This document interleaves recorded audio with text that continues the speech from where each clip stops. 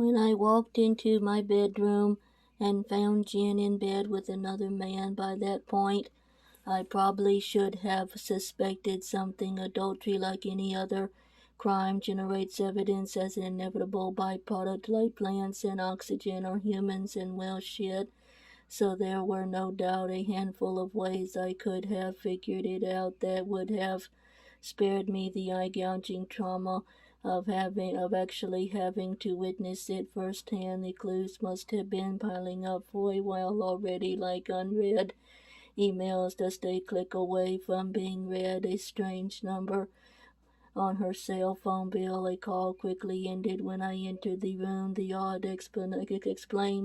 unexplained receipt, a minor bite mark on the slope of her neck that I didn't remember inflicting her markedly depleted libido. In the days that followed, I would review the last year or so of our marriage like the security tapes after a robbery, wondering how the hell I could have been so damn oblivious, how it took actually walking in on them to finally get the picture. And even then, as I watched them humping and moaning on my bed, it took me a little while to put it all together, because the thing of it is, no matter how much you enjoy sex, there's something jolting and strangely disturbing about witnessing the sex of others. Nature has taken great pains to lay out the fundamentals of copulation so that it's impossible to get a particularly good view of the sex you're having, because when you get right down to it, sex is a messy, gritty, often grotesque business to behold. The hairs, the abraded, dimpled flesh, the wide open orifices, the exposed, glistening organs, and the violence of the coupling itself, primitive and elemental, reminding us that we're all just dumb animals clinging to our spot on the food chain, eating, sleeping, and fucking as much as possible before something bigger comes along and devours us. So when I came home early on Jen's 33rd birthday to find her lying spread eagle on the bed with some guy's wide doughy ass hovering above her, clenching and unclenching to the universal beat of procreation, his hands jammed under her ass, lifting her up into each thrust, her fingers leaving white marks where they pressed into his back. Well, it took some time to process. It hadn't yet sunk in that it was Jen in the bed. All I knew was that it was my bed, and the only man who had any business having sex in it was me. I briefly considered the possibility that I was in the wrong house, but that seemed like a long shot, and a quick glance over to the picture of Jen on my night table, young and luminous in her bridal gown, confirmed that I was in the right place, which was something of a minor relief, actually, because to make that kind of mistake, to actually let yourself into your neighbor's house and walk upstairs to their bedroom, oblivious to your error, was probably cause to expect the worst from a brain scan. And if I had walked in on my neighbors running like dogs in the middle of the afternoon, I doubt that even the most heartfelt apology would have been accepted, and I'd never be able to make eye contact with them again, let alone ask them to get the mail when we went on vacation. Also, our neighbors, the Bowens, were in their late 60s, and Mr. Bowen was eating his way toward his third heart attack, even if he was still sexually active, which I highly doubted given the circumference of his gelatinous gut.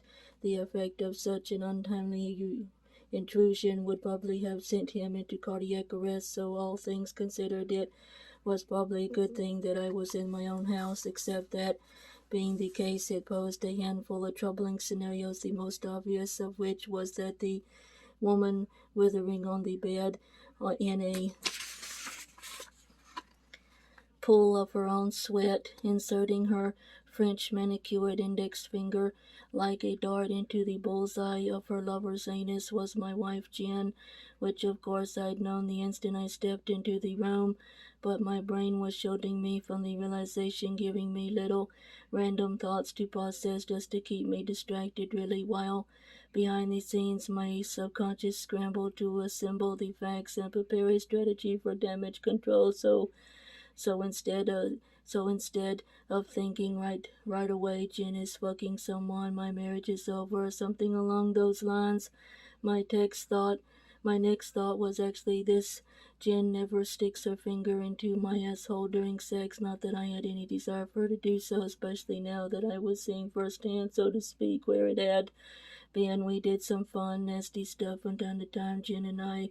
Positions, props, creamy desserts, etc. But I fell squarely into that category of men who simply never feel a desire to bring their asshole into the mix. Not that I was judging the men who did, except for the man who was currently impaled 2 knuckles deep on my wife's index finger, 1 digit away from the one she used to flip the bird at the guy who had cut us off in the HOV lane last week, 2 away from the Diamond Eternity band I'd bought her on our 5th anniversary. I was judging him pretty severely, actually so much so that it took me an extra beat to realize that he was in fact Wade Bolanger, a popular radio personality who, in addition to screwing my wife and up and apparently enjoying the occasional bit of anal stimulation, was also my boss.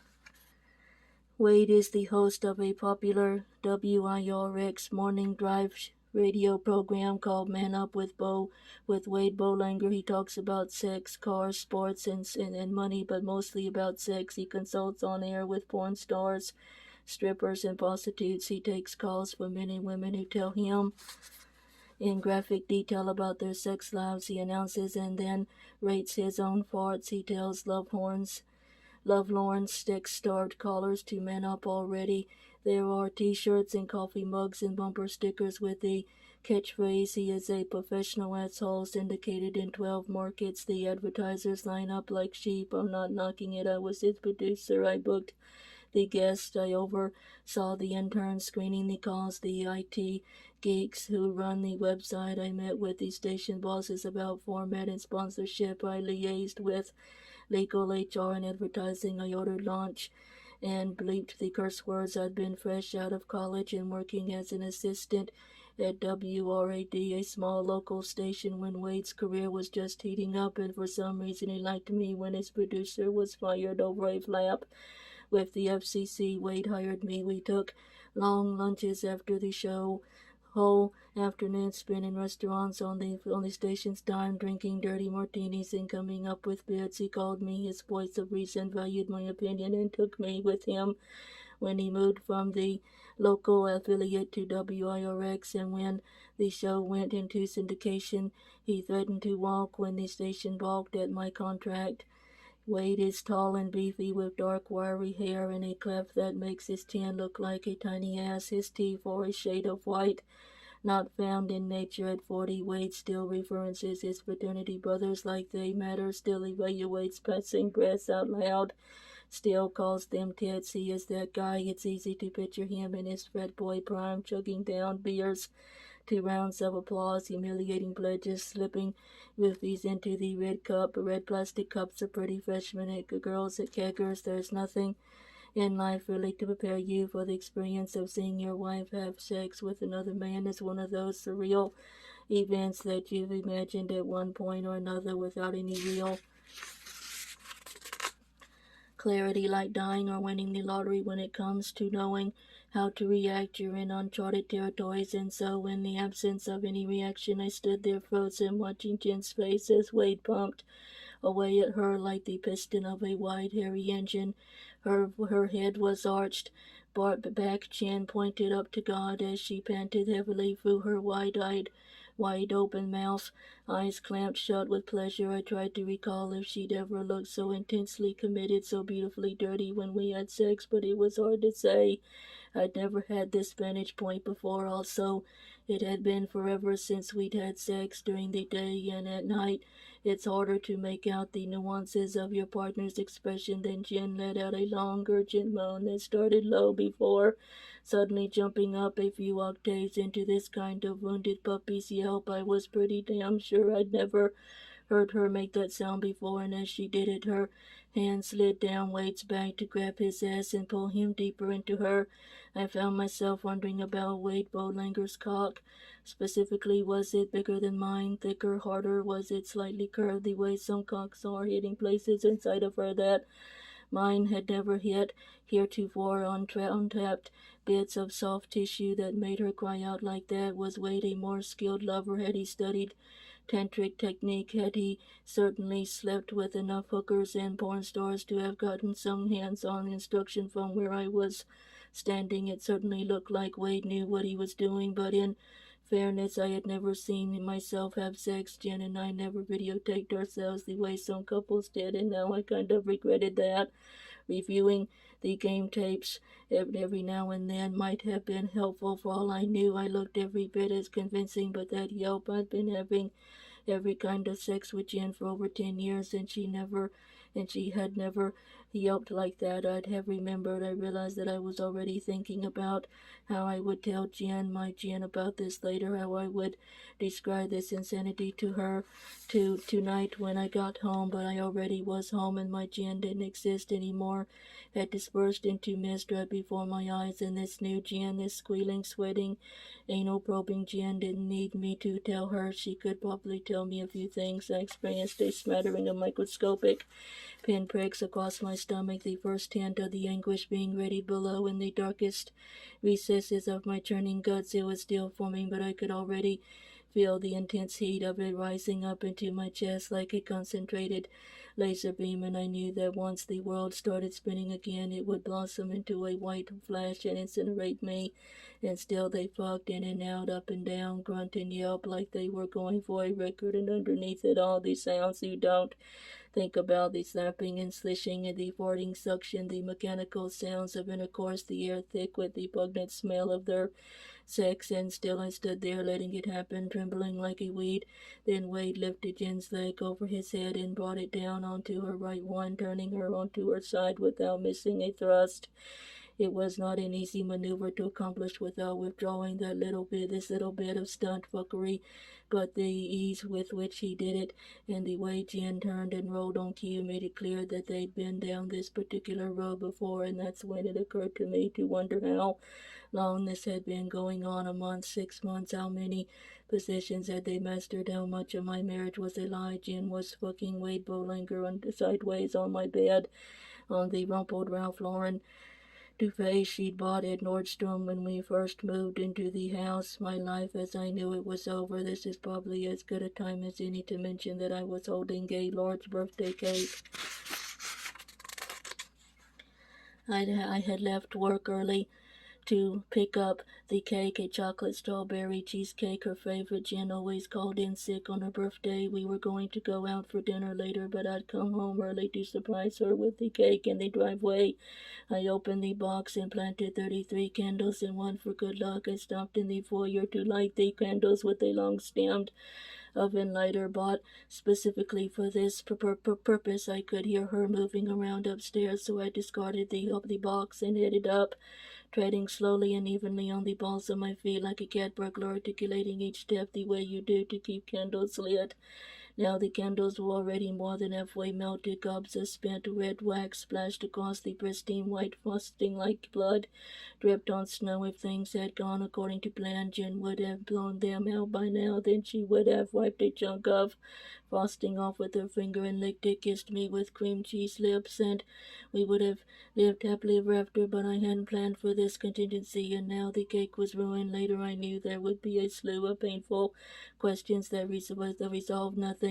How could she do it? When did it start? Why? Were they in love, or simply after the thrill of illicit sex? Which answer did I prefer? I didn't really want to know the answers to any of these questions. When you're born witness to your wife's illicit copulation, you'd probably have a better chance of achieving some sort of closure with a 357 Magnum at close range than with the scientific method, but I knew I'd ask regardless because that's what you did. I'd been forced into a movie and there was nothing to do but follow the script, but right then, at that very moment, it came to me like a revelation, the single most important question to be asked, and I was pretty damn certain I was ready to know the answer. The question in its simplest form was this: how far up Wade Bolanger's ass could I jam a chocolate strawberry cheesecake with 33 burning candles and one for good luck? Pretty damn far, as it turns out. After that many things happened quickly and simultaneously. The first thing that happened was that Wade screamed, not because he suddenly had an asshole full of chocolate strawberry cheesecake, although that certainly would have been reason enough. Wade screamed, I would find out later from an indiscreet paramedic, because before entering Jen he had applied a cream to his cock, a cream advertised on his radio program formulated to enhance sexual performance, and a cream that, unbeknownst to him, was highly flammable. And now, thanks to the 33 birthday candles and one for good luck, his testicles were on fire. They hadn't put a warning on the label, probably because most men keep their privates away from open flames as a matter of routine.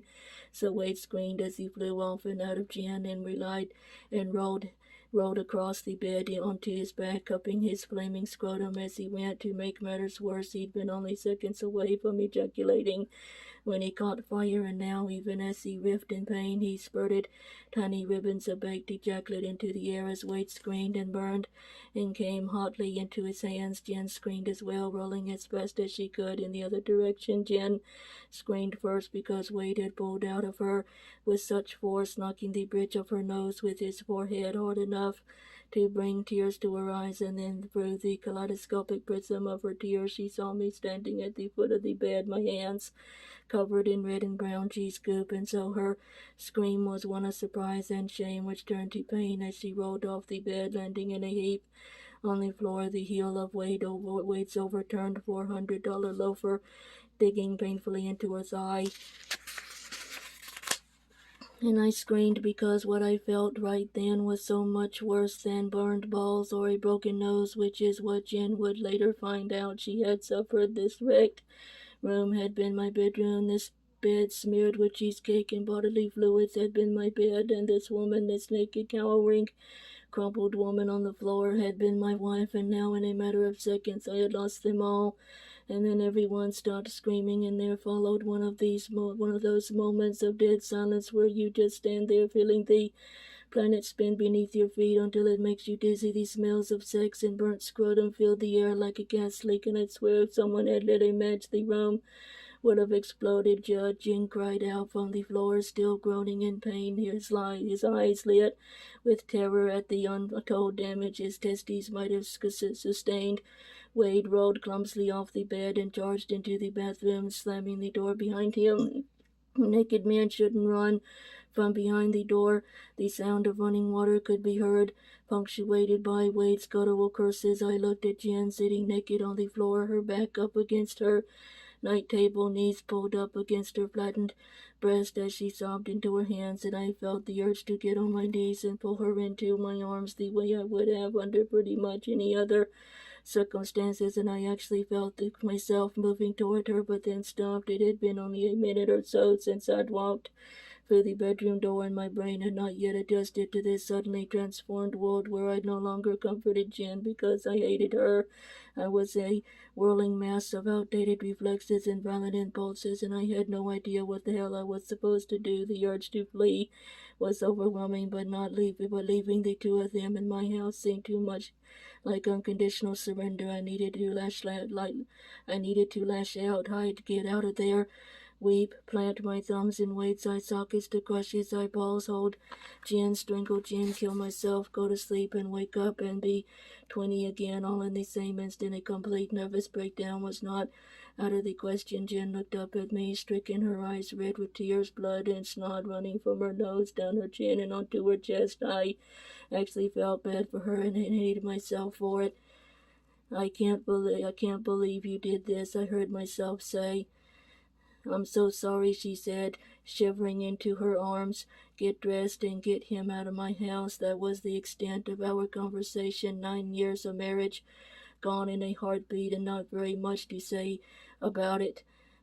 I stepped out of the bedroom, slamming the door behind me hard enough to dislodge something in the drywall, which could be heard rattling inside as it fell. I stood in the hall for a moment, shaken and desolate, and exhaled a breath I didn't realize I was holding, and headed downstairs to smash her grandmother's china to smithereens, which is what I was still doing when the police and the paramedics showed up.